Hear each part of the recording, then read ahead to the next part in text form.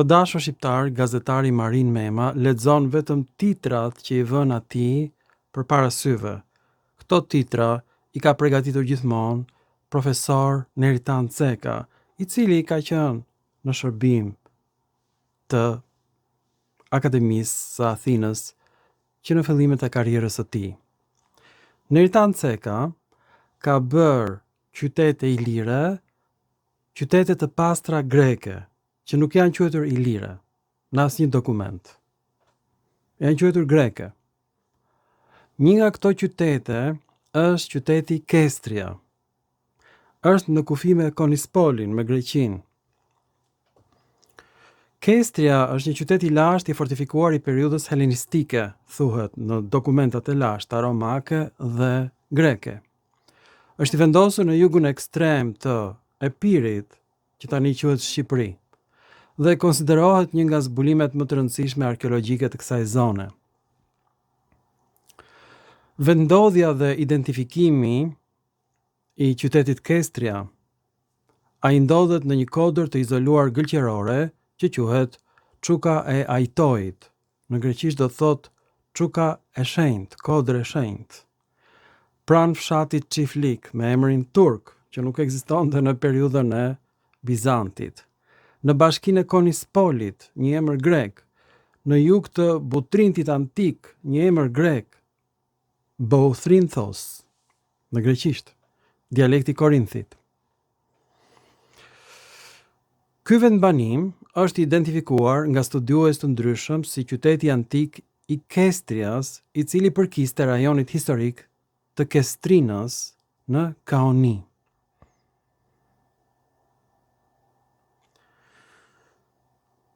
Është një qytet strategjik që mbron Epirin nga çdo lloj sulmi nga ana e tokës dhe e detit.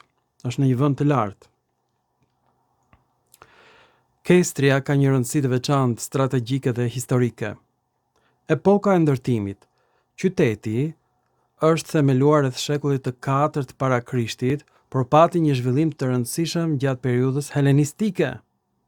Jo ilire. Ai funksiononte si një qytet i fortifikuar, duke kontrolluar një nga korridoret natyrore që lidh brendësinë me kanalin e Korfuzit. Asnjëherë nuk është përmendur fjala ilir në asnjë dokument antik.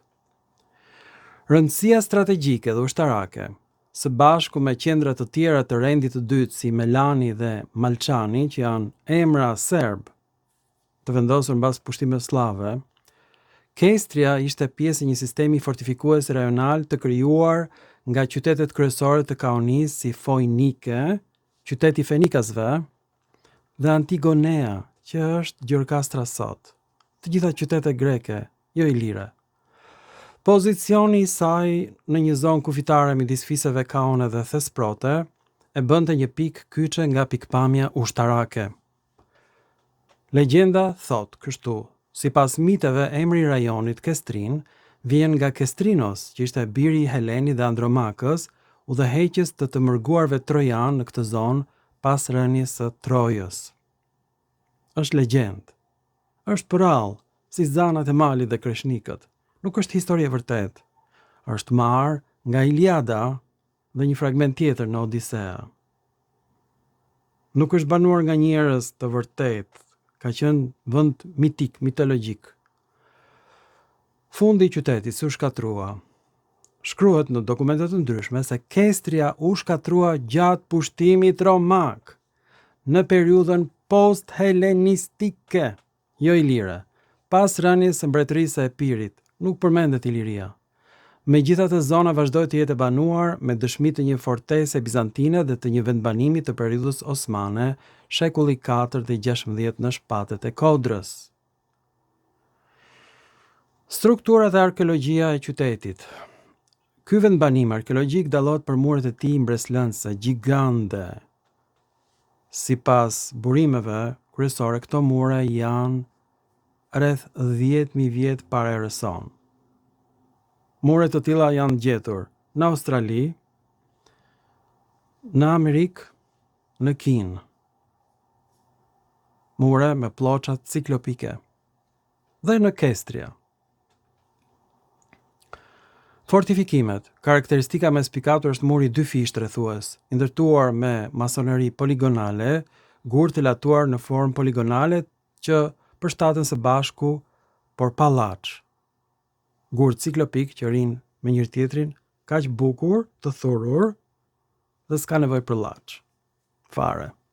Një lloj si gurët ciklopik në Amerikën Latine, dhe në Australi, dhe në Kinë. Kjo është një teknikë e rrallë ndërtimi në rajonin e Kaonis. Jo, kjo është mënyrë ndërtimi e një periudhe shumë të lashtë, një qytetërimi që është zhdukur në të gjithë botën. Kjo e bën Kestrinën një laborator unik për studimin e teknikave të fortifikimit. Këtë e bën dhe Kinën laborator, edhe Amerikën Latine dhe Australinë, ku janë gjetur këto lloj muresh ciklopike, ku ndërthoren gurët me njëri tjetrin pa llaç. Gërmimet më të fundit. Një mision arkeologjik italo-shqiptar i thirrur nga Neritan Ceka në bashkëpunim me Universitetin La Sapienza dhe Institutin Arkeologjik të Tiranës ka rifilluar kërkimet në vitin 2021. Megjithse revista Iliria është ndërprerë për shkak të filmave të mi, Neritan Ceka vazhdon kërkimin e qyteteve greke dhe na thot ne janë shqiptare. Gërmimet janë përqendruar në një pallat helenistik dhe kanë zbuluar gjithashtu një shtëpi mesitare të periudhës osmane. Turqit kanë ndërtuar aty një banesë të vogël, por kështjella qëndron 10.000 vjet. Siç qëndrojnë kështjellat në Kinë, në Amerikën Latine dhe në Australi. Kështjella me gur ciklopik. Ku është përmendur emri Kestria? Është përmendur në shpjegimin e emrit të Trojës në veprën e Stefanusit të Bizantit shekulli 6 i Erëson. Aty shkruhet: Troja është krahina Azis që më parë quheshte Idaja, pastaj mori emrin tjetër Teukris dhe në fund Troja, nga Troos, emri themeluesit të qytetit. Sipas beotëve, ose më mirë siç e shqiptonin beotianët, siç thot Herodianus. Grek. Beotianët janë grek. Qyteti është grek. Emri banorit është Troos, që ka vetëm greqishtja me një o të gjatë, që tingëllon një lloj si themeluesin ashtu si rastet Akaios, Danaios, Sikelos, emra grek. Emri i gjinisë femërore është Trois, po ashtu Trojas, ose nga fjala Trojos vjen dhe fjala Trojas, emër femëror. Ashtu si dhe Lesbios vjen Lesbias, pra ishulli Lesbos ose ishulli Pellazgëve grek, jo shqiptar. Ka dhe formën Troja në gjininë femërore, dhe Trois dhe Trojas, gjinia femërore. Kemi dhe variantin Troikon, është mbiemri pranor i Trojës, dhe forma epike homerike, Troje, me një të gjatë që quhet eta në greqisht. Çdo gjë është greke, dhe mënyra shqiptimit me një të gjatë, Troje, në gjuhën e dialektit epik. Janë krijuar qytete motra të Trojës. Në Atik ka një fshat i cili tani quhet Demosi Ksypete. Ka dhe një qytet në Kestri të Kaonis, pra në Shqipërinë e sotme, që atëherë nuk ekzistonte. Ka dhe një qytet e Egjiptit, banorit të cilit quhet Troites. Ka dhe një lumë, Troites. Ka dhe një mal, Troikon, në Egjipt. Mali Trojanit, i vendosur nga kolonët grek. Ka dhe qytetin Troja pran Adrias në detin Adriatik, tek ilirët Venet, që ishin gjithashtu një fis grek, jo shqiptar, dhe një tjetër në vendin e latinëve. Prandaj trojanët quheshin latinët, pasardhës të trojanëve. Këto janë qytete motra të Trojës në Azinë e vogël. Pra Kestria është përndryshe Troja, që ne nuk e dinim. Tani, ju duhet kuptoni se çfarë bën Marin Mema. Marin Mema është thjesht një gazetar i cili lexon titrat e dokumentarit që ka përgatitur Neritan Ceka. Neritan Ceka është shumë i ngjashëm me minoritarët që vinë në biseda drejt për drejt në TikTok, të cilët nuk e pranojnë që ilirët janë grek dhe unë habitem. Përse minoritarët nuk e pranojnë që ilirët janë grek? Nuk duan, në qoftë se ne që kemi zbuluar që ilirët shkruajnë greqisht, sepse janë gjetur 224.000 pllaka ilire greke. Në qoftë se bie dakord nga të gjithë, siç është e vërteta që ilirët janë grek, atëherë kufiri me Greqinë duhet mbyllur urgjentisht. Greqia përbën rrezik strategjik për ne. Minoritarët që flasin shqip kanë folur me mua nga 2 shkurti deri në fund të korrikut. Tani sot është një ditë e veçantë. Sot është dita kur qeveria fashiste greke sulmoi Shqipërinë në vitin 1949 dhe do na kishte pushtuar ne po të mos ishim armatosur nga Bashkimi Sovjetik. Sot ne jemi të pa armatosur. Minoritarët grek vinë në bisedat e drejt për drejta dhe këmbgulin që duhet hequr kufiri midis Greqisë dhe Shqipërisë, sepse ne jemi një popull i vetëm. Të njëjtën gjë thot Marin Mema dhe Helena Kocaqi. Grekët janë shqiptar dhe shqiptarët janë grek, thonë ata. Nuk është e vërtet. Gjuha shqipe ka fjalë shumë të ngjashme me gjuhën armene, por ne nuk jemi armen dhe armenët nuk janë shqiptar. Gjuha greke është shumë e ngjashme me gjuhën serbe, se janë gjuhë indo-europiane. Po grekët nuk janë serb dhe serbët nuk janë grek. Pra është çmenduri, këto janë gjuhë indo-europiane që vijnë nga njëjti burim dhe kanë fjalë të përbashkëta. Këto e shfrytëzojnë minoritarët dhe thotë që ne jemi njëjti popull. Përse e mbajmë ne kufirin aty? Ne duhet bashkohemi me Greqinë. Athina është kryeqyteti Pellazgjisë. E pra Shqipëria nuk është quajtur ndonjëherë Pellazgji dhe madje as Iliri, nëse ju doni ta dini, sipas autorëve romak edhe grek, Iliri është quajtur Malizi dhe Kroacia. Kjo është Iliria, jo Shqipëria. Asnjëherë, në asnjë dokument. Pra Kestria thuhet në çdo dokument është qytet helen grek. Në Shqipëri është quajtur Apeiros, Epiri, fjalë greke do thot tokë pa kufi në veprën e Odiseas, dialekti dorik. Grekët e sotëm e shqiptojnë ndryshe, Ipiros. Pra e shqiptojnë gabim, e shqiptojnë në dialektin e Atikës. Në origjinal është Apeiros, tokë pa kufi. Pra, nuk ka asnjë ndryshim midis Neritan Cekës, Elena Kocaqit, Marin Memës dhe minoritarëve. Thonë të gjithë të njëjtën gjë. Ne jemi Pellazg, ne jemi ilir, grekët janë ilir, populli grek gjoja nuk ekziston, na kanë shkrirë ne me ta. Më kuptoni? Gjoja, ne pas kemi pushtuar Greqinë, kur çdo gur flet tek ne greqisht. Çdo pllak është greke, emrat e varreve janë greqisht, amfiteatrot greke. Njerëzit dëgjojnë në Skilin, Euripidin, Sofokliun në origjinal në greqisht. Gjyshi im nuk dinte greqisht, as gjyshja ime, as prindrit e mi dhe as unë, sepse nuk jemi grek. Tani Marin Mema çfarë bën? Me atë zërin e bukur tenor, ju ta dini që tenorët janë ato të tredhurit në Itali, dhe kanë zërin si femra. Pra ky tenori me zërin e bukur, Marin Mema, fillon dhe na e zbut atë natyrën greke të Kestrionit, se që thoni ju Kestria, vjen nga greqishtja Kestrion, do thot bulëzat ose sythat e farave të grurit. Është fjalë greke. Bulëza, sythi, është Kestrion. Kestria do thot sythja, fjalë për fjalë. Është emër grek. Në Iliad dhe në Odisea. Ilirët ishin më fanatik se grekët e sotëm. Merrnin emrat nga Iliada, nga Odisea dhe i bënin emra qytetesh. Pra ilirët ishin grek. Ishin grekët e veriut. Tani, Marin Mema, për ta zbutur atë natyrën greke të të gjithë toponimeve shqiptare, flet me një gjuhë kaq të rafinuar, sa që duhet lexuar me ngadalë, që t'ja thithim ne kosin e drilonit, sepse ai na ka fut drilonin shumë thellë në fyt, dhe s'po shikojmë, po ti vetëm e ndjen nga shija e kosit se çat ka futur ai ty në fyt.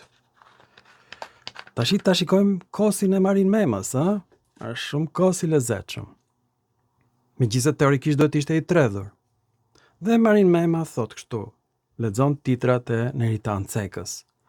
Në këtë fotografi të shkrepur në vitet 20, shfaqet arkeologu italian Luigi Ugolini. Porta e gurt, kaq e hishme për nga ana ndërtimore, ku ai është i vendosur, i përket një qyteti të vjetër, jo larg Konispolit në jug të Shqipërisë, dhe ti bindesh këtë bësh me një tokë shqiptare të lashtë. Është e njëjta portë që ndodhet e vendosur në eborrin e Muzeut Historik Kombëtar në Tiranë. Është një portë që ngërthen histori, mister, të panjohura që shpesh mbeten dhe sot të tilla. Kjo duket si poezi. Luigi Ugolini nuk është i vetmi që shkeli këtu, sepse pas tij shumë misione u ndërmorën për të njohur këtë vend jo pa qëllim. Cila është arsyeja? Kjo nuk është e vështirë të kuptohet. Pozita mitike e një vendi të tillë arkeologjik ka mahnitur gjithmonë jo vetëm arkeologët, po dhe historianët e autorët që janë marrë me të, dhe nuk përfundon këtu. Muret imponuese, ndërtesat e shumta, pozita jashtëzakonshme i ka bërë gjithmonë arkeologët të mendojnë se këtu dikur ngrihej një nga qytetet e rëndësishme të botës së lashtë, një qytet jo i zakonshëm. Po çfarë i tërhiqte vazhdimisht studiuesit këtu? Cili ishte sekreti që fshihej pas këtyre mureve? Dhe pse ky qytet vazhdon të ngjall kaq shumë pikpyetje? Çfarë i tërhoqi në këtë vend arkeologët që prej viteve 20, kur këtu erdhi i famshmi Luigi Ugolini?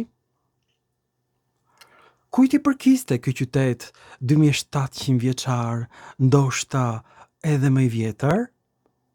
Përse ishte kaq i rëndësishëm? Dhe çfarë ruhet vërtet në majën e Shqiponjës si një jetë gjerësisht edhe sot? Misioni arkeologjik italian kishte më shumë se një vit që gërmonte në Butrint, kur një emër i njohur i arkeologjisë europiane mbërriti disa kilometra më në veri. Ishte viti 1929. Arkeologu Luigi Ugolini kishte dëgjuar zëra për rënoja të shumta të shpërndara përgjatë shpatëve të një kodre enigmatike që vendasit e quanin Maja e Shqiponjës në greqisht ose Maja e Shenjtë. Në fillim, duke si një vizitë e zakonshme, por dokumentat e kohës tregojnë diçka tjetër. Ugolini jo vetëm që e vizitoi vendin, por ai mbeti i mahnitur nga ajo që pa në sipërfaqe. Gur të lashtë, mure të rënuar dhe gjurmë të një qyteti të harruar, duke si kur fshihni një histori që nuk ishte treguar kur. Brenda pak ditësh, ai nisi kërkimet e para. Ajo që askush nuk e dinte atëherë ishte se ky udhëtim që do të shndrohej në fillimin e një misteri që do të sfidonte breza të tërë studiuesish. Çfarë kishte zbuluar vërtet Ugolini në atë kodër? Pse disa prej gjetjeve të tij vazhdojnë të ngjallin debat edhe sot? Dhe është e mundur që në tokën e heshtur të majës së Shqiponjës të fshihet ende një sekret që pret të dalë në dritë?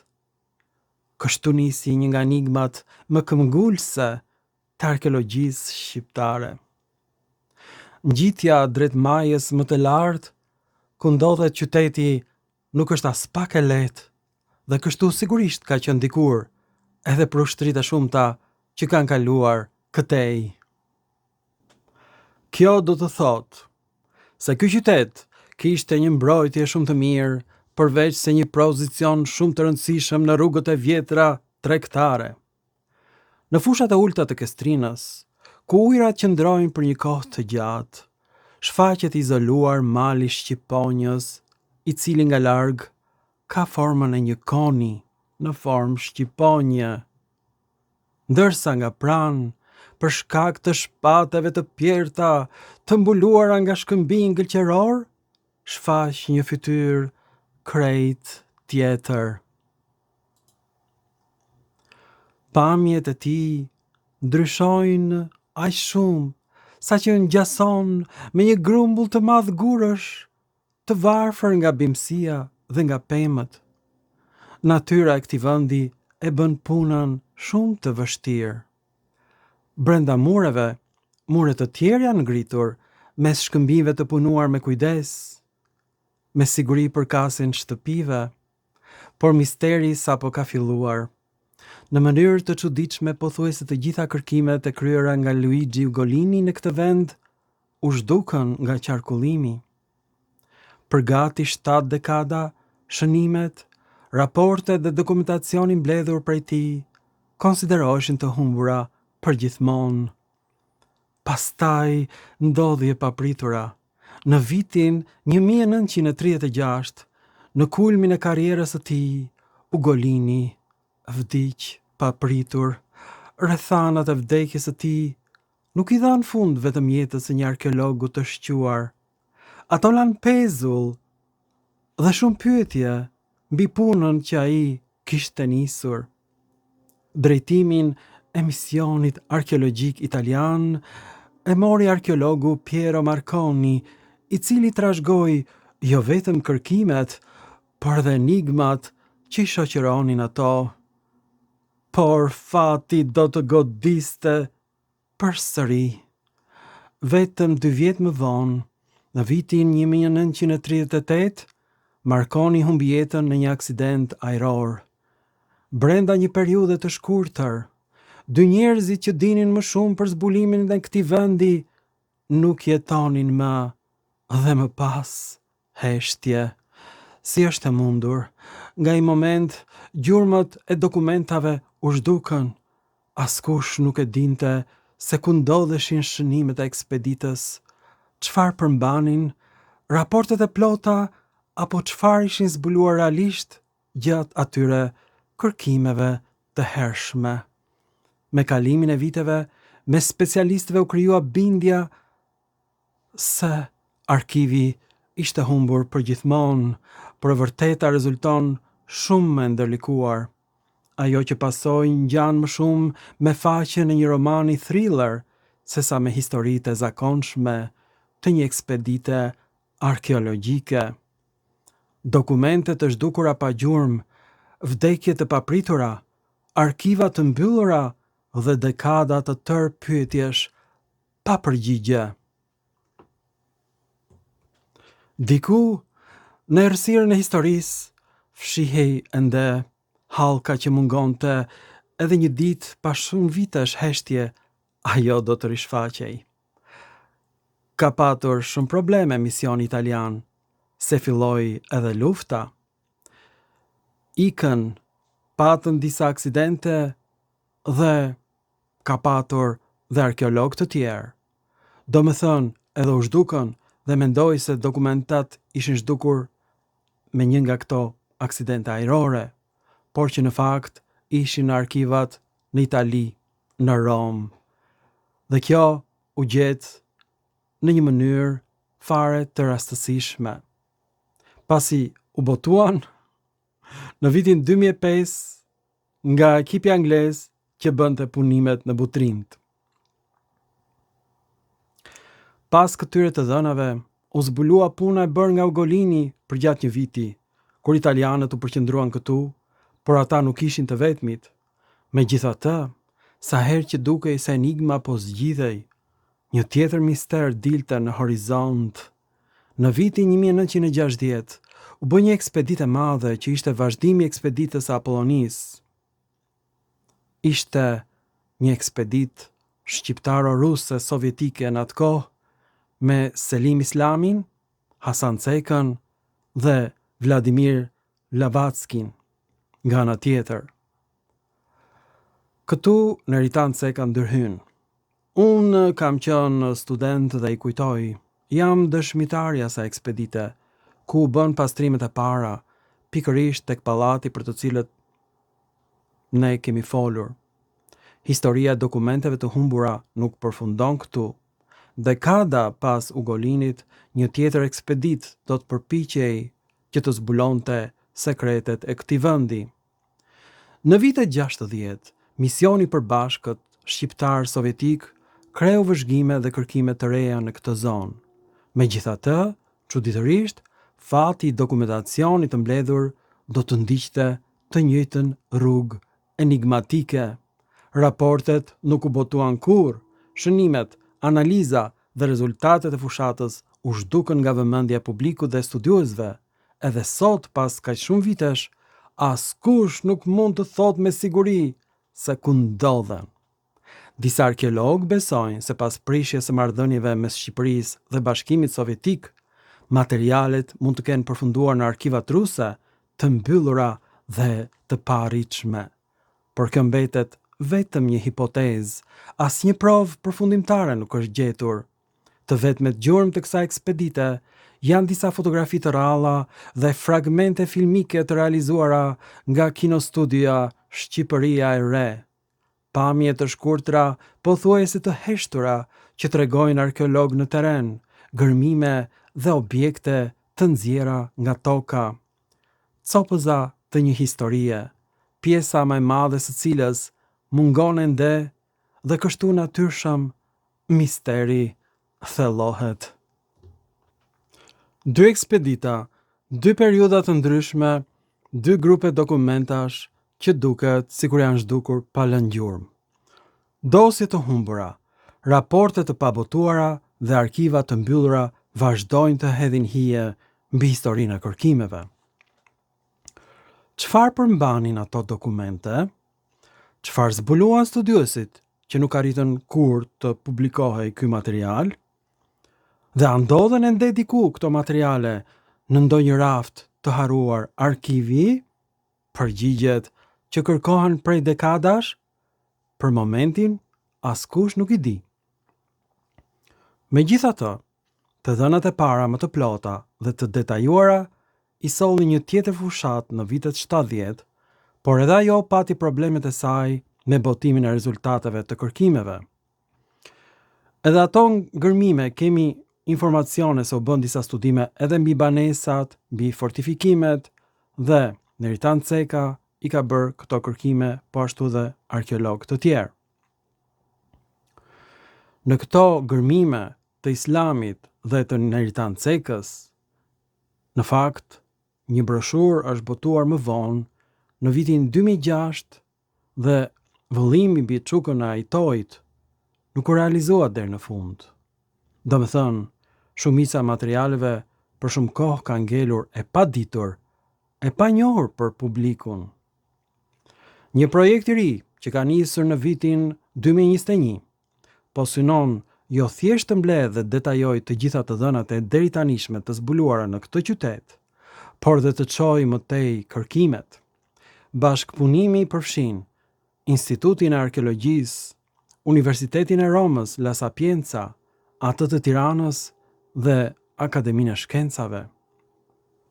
Janë vetëm fazat fillestare të tij, me shpresën se ato do të çojnë në nisjen e një fushate të re gërmimesh në çukën e Ajtojit, siç njihet gjerësisht nga arkeologët, ose kodra e Shqiponjës në greqishten ilire. Ndoshta, për herë të parë, pas disa dekadash, ekziston mundësia e vërtet që disa nga sekretet e këtij vendi të dalin në dritë. Ne, për këtë fushat, po përdorim dhe dron, që të na ndihmojë për të patur një mbulim të plot të gjithë pjesës arkeologjike. Kjo, sepse ky vend, siç mund të dallohet, është i thepisur dhe shtrihet në lartësi. Duke i vendosur kërkimet tona vetëm në tokë, është e pamundur që të identifikojmë të gjitha strukturat e qytetit. Në këtë pikë na ndihmon droni dhe duke punuar më pas me pamjet në softwarein e specializuar, arrim të identifikojmë të gjitha rënojat dhe ato që janë më pak të dukshme. Kështu mundemi të përpunojmë të dhëna të sakta për këtë vend arkeologjik. Vendi arkeologjik shtrihet në një hapësirë të konsiderueshme dhe ndërtimet shkojnë deri pothuajse 50 metra nga maja e malit. Qytet i mirëfillt, Selim Islami ka zbuluar një pjesë të banesave, ka bërë edhe një botim. Mund ta gjeni librin e tij me rikonstruksionin e plot të banesave dhe janë shumë interesante, sepse janë vendosur si banesat e vunojit dhe të qeparojit të kësaj zone të Bregdetit, ku vendosen njëra mbi tjetrën dhe tregon për intensitet jete dhe është banuar në mënyrë të dendur aty, duket edhe nga poshtë. Do më thënë, kodra ka një profil shumë të thyer, shumë të thepisur, piramidale dhe është gjithmonë e natyrshme, shumë e fortifikuar. Është vështirë të ngjitesh. Tjetër pamje nga shkëmbi, sidomos nga ana veriore. Në këto kërkime tona, që janë akoma në fillim, ne po vëmë në dukje që zona rezidenciale është goxha më e madhe se sa ishte menduar më parë. Do me thënë, kemi gjurmë banesash, teracimesh, të gjitha anëve, lindore, perëndimore dhe jugore. Sa më shumë gjitemi drejt majës, aq më interesante, imponuese dhe të shumta bëhen rënojat. Ato janë ndërtuar me një stil fort të veçantë, e të ndërthurur që karakterizon ndërtimet e hapësirës mes fiseve të kaonëve dhe thesprotëve helen. Çdo tarac, çdo mur dhe çdo grumbull gurësh duket sikur fsheh një histori të pashkruar greke. Ky është një ndër muret rrethues të qytetit. Sipas të dhënave, ka patur 2 të tillë dhe përmes tyre, përmes punës së kujdesshme, mureve të lartë, gurëve të mëdhenj që janë përdorur, kuptohet dhe fuqia që gëzonte kjo qendër në kohët e lashta. Duhet patur parasysh, duhet ritheksuar se ende edhe sot arkeologët nuk e kanë ndarë dot nëse kjo qendër, ky qytet, zotërohej nga fisi grek i thesprotëve apo fisi grek i kaonëve. Kaonët dhe thesprotët janë përmendur nga mjaft autorë të lashtë, të paktën që prej shekullit të 5 para erës sonë, kur marrin pjesë në luftën e famshme të Peloponezit. Historiani i lindur në Athinë, Thukididi, na jep një përcaktim të qartë për ta dhe fiset e tjera përreth, por pikërisht këtu nis një tjetër debat që ende edhe sot përfshin arkeologët. Nga barbarët që ishin kaon, bashk të merrin pjesë në ekspedit edhe thesprotët, molosët, antintanët e të tjerë. Kaonët ishin plot besim në veten e tyre dhe nga banorët atyshëm numëroheshin si popullsia më luftarake. Ata nuk u ndalën dhe bashkë me barbarët e tjerë llogaritnin të merrnin qytetin me sulmin e parë. Pra misteri nuk lidhet vetëm me dokumentat e humbura. Ai fillon shumë herët, në mjegullin e historisë së lashtë, kur historiani Thukididi përshkruante popujt që banonin në këto troje. Ai quante kaonët, mollosët dhe thesprotët barbar, që do të thotë dialekt në gjuhën greke. Në gjuhën e autorëve të botës së vjetër, ky term përdorej për popullin i lirë. I njëjti përcaktim do të përsëritet edhe nga autorë të tjerë të lashtësisë, si Straboni dhe Pseudolaksi. Por kush ishin në të vërtet këta njerëz, këto fise iliro epiriote, dhe do të linte një shteti më i fuqishëm i Epirit, që do të arrinte kulmin në udhëheqjen e Piros. Në atë kohë, e gjithë vija bredekthare e jugut të Shqipërisë së sotme ishte pjesë e kaonisë greke. Qytetet, kështjellat, tumat dhe vendbanimet e shpërndara në këtë hapësirë mbajnë ende gjurmët e ndërtuesve të tyre me karakteristika që ngjajsojnë shumë dukshëm me qendrat e tjera iliro-greke. Qyteti i lashtë ndodhej në një zonë kufitare, aty ku territoret e kaonëve takohen me ato të thesprotëve. Fisi tjetër i njohur, ilir, që shtrihej në hapësirën e çamërisë së sotme. Kufit nuk ishin gjithmonë të qartë. Aleancat ndryshonin, territoret zgjerohen dhe të kuren me kalimin e shekujve dhe kështu lindin mjaft pyetje që vazhdojnë të ndjekin studiuesit edhe sot. Kujt i përkiste me të vërtet ky qytet? A ishte një qendër kaone, një vend banim thesprot, apo ndoshta një pikë takimi midis dy botëve që ndanin të njëjtën hapësirë dhe të njëjtën histori ilire? Fragmentet e zbuluara deri më tani nuk japin një përgjigje përfundimtare. Çdo gur, çdo mur dhe çdo objekt i nxjerr nga toka duket sikur shton një copë të re në enigmë, pa e zbuluar kur tërësisht figurën.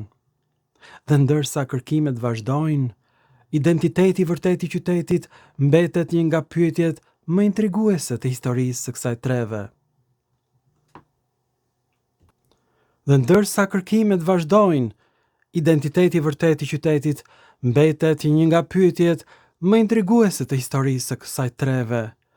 Këtu kemi kaonin, këtu kemi thesprotin, do me thënë, kjo është zona që le të themi nga qyteti Butrintit deri tek lumi Kalamas ose Thyamis me emrin e lashtë, njihej me emrin Kestrinë. Kestrina, varet sipas autorëve, është një zonë që është her pjesë e kaonisë dhe her pjesë e thesprotisë. Do me thënë, fiset që banonin në këtë zonë her përmendet si kaon, her përmenden si thesprot. Sido që të jetë një zonë kufitare, por ndarja e territorit të këtu midis kaonëve dhe thesprotëve nuk është vetëm nga pikpamja që kanë arkeologët. Ka një pyetje edhe më të madhe që i ka sfiduar studiuesit prej dekadash. Po si quhej ky qytet? A ka të dhëna për të? Në fakt, në këtë pikë, arkeologët kanë mendime të ndryshme. Megjithatë, dy prej tyre konsiderohen më të mundshmit për t'u afruar identitetit të vërtet të këtij vendi. Qyteti është Pergami. Nuk është përforcuar përfundimisht mendimi, por del si qendra e dytë e prasaibëve. Pra kemi fisin kaon ose popullsinë kaone e të prasaibëve që banonin gjatë gjithë luginës së Paullës, gjithë luginën që vazhdon deri në malësitë e Sarandës nga juglindja dhe ku ishte edhe qendra e Pergamit, i bashkisë së praisabëve që kishin për kryeqytet Butrintin. Ajo që është interesante është një emër Pelazg që lidhet me emrin e Pergamit të Azisë së vogël. Besoj që është rënja indo-europiane berg, që ne në Shqipe kemi breg, që në gjuhën e Pelazgve ishte Pergami, që është pra një kështjellë të ngritur me një shkëmb, dhe në këtë rast kemi termin shqiptar çuka, që vjen nga gjuhët slave, që siç është gjë tjetër veç se bregu i Pergamit në një lartësi dhe me siguri që vjen nga kjo periudhë, do me thënë nga një periudhë shumë e vjetër. Emri i qytetit të lashtë Pergam nuk është i panjohur për historinë. Ai na shfaqet larg prej këtej në Azinë e vogël në territorin e Turqisë së sotme dhe përmendet edhe në vargjet e Eneidës. Poemës së famshme epike të Virgjilit, aty nis rrëfimi i Eneas, heroi trojan që sipas traditës i mbijetoi shkatrimit të Trojës dhe udhëhoqi të mbijetuarit në një udhëtim të gjatë përmes Mesdheut, derisa mbriti në brigjet e Italisë për të bërë pararendësi legjendar i Romës. Pergam nuk është thjesht një emër. Ai mbarti jehonën një botë të zhytur mes legjendës dhe historisë, mes ngjarjeve që mund të kenë ndodhur dhe rrëfimeve që u përcollën brez mbas brezi. Çdo përmendje e tij të çon menjëherë drejt Trojës, drejt heronjve, drejt mbretërive të humbura dhe udhëtimeve që ndryshuan fatin e qytetërimeve. Është vetëm një rastësi, një kujtim i largët, i ruajtur në emra, apo një gjurmë e zbehtë e lidhjeve shumë të vjetra se sa mendohet zakonisht. Përgjigja mbetet e fshehur diku mistis burimeve antike, aty ku faktet historike dhe traditat legjendare ndërthuren aq ngushtë sa bëhet e vështirë të dallohet se ku përfundon njëra dhe ku fillon tjetra. Gjatë radhëve të poemës përmendet ndalimi në Butrint, ku si shkruhet u themelua Troja e re më e vogël, e po kështu qyteti Pergam. Ekzistenca e tij në këto zona, edhe me këtë emër, përmendet nga disa autorë, por askush nuk ka mundur të vërtetojë zyrtarisht se qyteti në majën e Shqiponjës ku ndodhemi është pikërisht ai. Në fakt, kjo është vetëm hipoteza e parë, sepse ka dhe një të dytë. Cili është ky qytet? Nëse kjo lidhje do të provohej ndonjë ditë, ajo do të ndryshonte mënyrën se si e shohim historinë e këtij rajoni. Normalisht, ne nuk e njohim emrin e këtij vendi. Domethënë kemi disa hipoteza për toponimin e Çukës me emrin e Shqiponjës në antikitet. Siç e thash më parë, zona është Kestria dhe ndoshta toponimi i lashtë i këtij vendi është Kestria, pra bulëza e farave. Sythi në gjuhën greke Ilire. Tani për tani, kjo është vetëm hipoteza më e fortë. Kestria që përmendet si në burimet greke edhe në burimet latine. Për shembull, Plini thot që Kestria ishte një opidium ose qytet në gjuhën kelte që hyri dhe në gjuhën romake. Një qytet ose qytez, le të themi, e fortifikuar i kësaj zone. Të dhënat epigrafike që do të konfirmonin njërën apo tjetrën tezë mungojnë. E po kështu informacionet që janë fare të pakta. A ndodhemi në kryeqendrën e zonës së Kestrinës, në qytetin e Kestrias, apo këtu ngrihet dikur qyteti Pergami? Pergami apo Kestria, apo ndoshta një emër krejt tjetër që ende nuk është zbuluar. Së fundmi, është shfaqur edhe një interpretim i ri. Sipas arkeologut francez Pierre Caban, qyteti mbi Çukën e Shqiponjës mund të lidhet me Ilionin, një qendër e shënuar në Tabula Peon, hartën e famshme mesitare të hershme romake. Në këtë hartë, Ilioni shfaqet përgjatë rrugës që lidhte Apollonin me Nikopolin. Me qira fjala, qyteti Ilion është fshati Ilias në Himar. Aty është Ilioni. Nëse ky mendim do të ishte i saktë, ajo që do të jepte qytetit një identitet krejt tjetër. Megjithatë, shumica dërmuese arkeologëve nuk e pranojnë këtë interpretim dhe e konsiderojnë atë të pabazuar në prova të mjaftueshme. Megjithatë, shumica dërmuese arkeologëve nuk e pranojnë këtë interpretim dhe e konsiderojnë atë të pabazuar në prova të mjaftueshme. Kështu dhe kjo pistë mbetet e hapur, por pa një përgjigje përfundimtare. Teoritë shtohen, emrat ndryshojnë, por gjurma që do të zgjidhte përfundimisht këtë çështje vazhdon të shpëtoj studiuesve. Ka një detaj, megjithatë, që i lidh ngushtë Kestrinën, Pergamin dhe Ilionin, 3 emërtimet e mundshme të këtij qyteti. Ata të gjithë përmenden apo janë pjesë e miteve të luftës së Trojës. Kjo e bën edhe më intriguese këtë qendër dhe gjithçka ruan në heshtjen e ashpër të shkëmbimeve. Kjo lidhje e pazakontë me traditat e luftës së Trojës e bën gjithçka tërheqëse. Cilado qoftë nga 3 hipotezat, ajo që mund të thuhet me siguri teksa viziton këtë vend është se dikur ai ka patur një pozitë dhe forcë të konsiderueshme që transmetohet thuajse kudo nga këto rënoja dhe ndërtime të hershme, plot madhështi. Gjurmët më të hershme, po që janë gjurmë sipërfaqësore, jo në stratigrafi dhe janë të paleolitit, do me thënë që shumë herët frekuentohen si një pikë e lashtë, por s'kemi natyrisht asnjë provë për banim, por thjesht vegla pune. Por sipërfaqja që rrethohet nga muret, që nuk është e gjithë sipërfaqe ndërtuar, është 5 hektar paka shumë.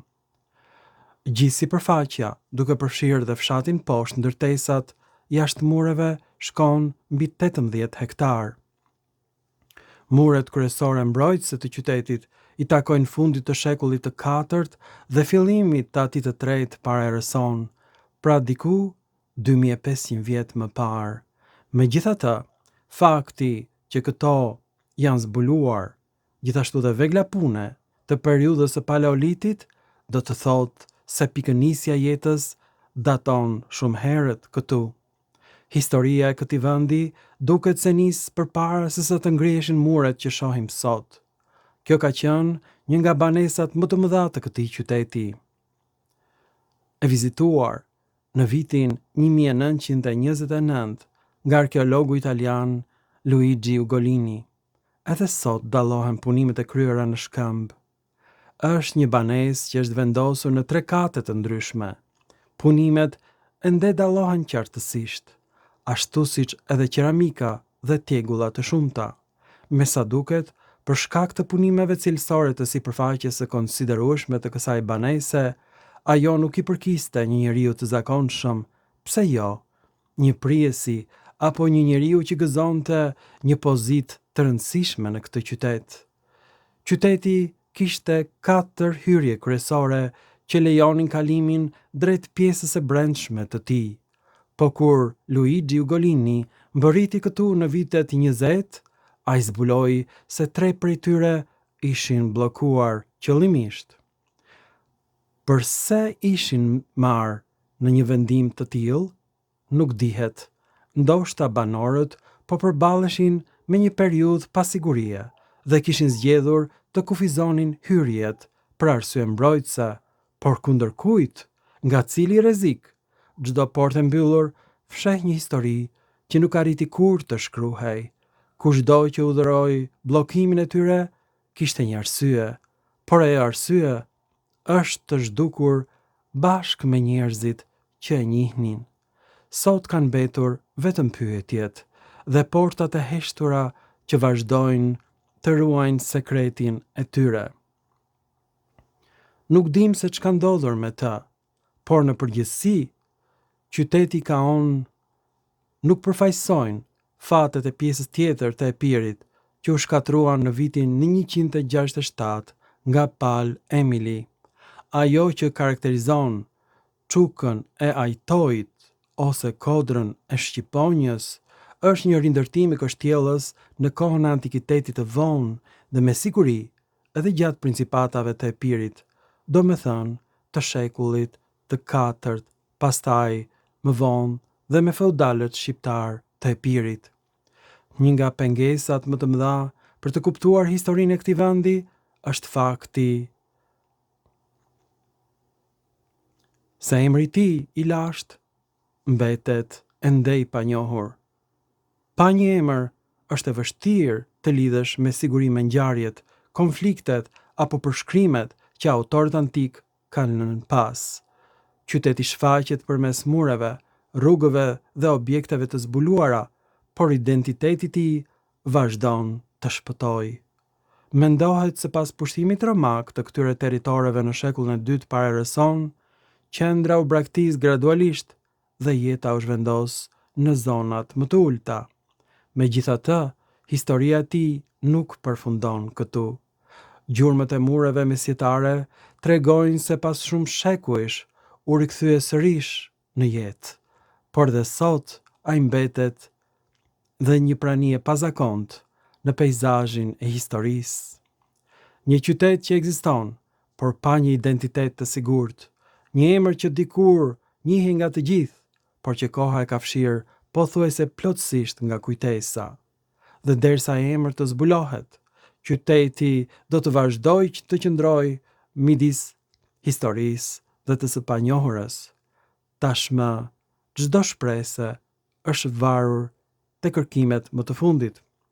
Vetëm nëse ato do të përkthehen në gërmime arkeologjike të vërteta, atëherë mund të qartësojmë më shumë elementet për historinë këtu, dhe ndoshta dhe për emërtimin e vërtet të këtij qytetit, nga maja të cilit duket sikur mund të prekësh qiellin.